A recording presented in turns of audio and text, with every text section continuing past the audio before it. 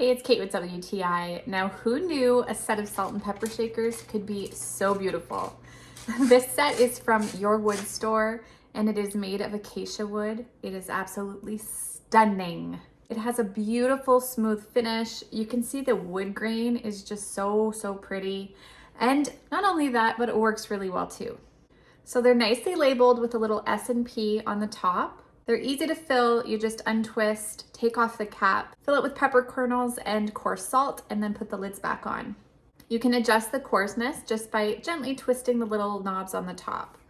Now, what I found really cool is their attention to detail. So the pepper grinder has a stainless steel grinder, which is perfect for pepper, but wouldn't work for salt since salt corrodes. So they have the ceramic grinder in the salt one. So love that they know exactly what they're doing. I love having this on my kitchen table for anyone who wants a little extra salt and pepper on their food. It looks so pretty in my centerpiece, but it's also just a really functional thing that everybody needs. So gone are the days of the dollar store salt and pepper shakers that you see around.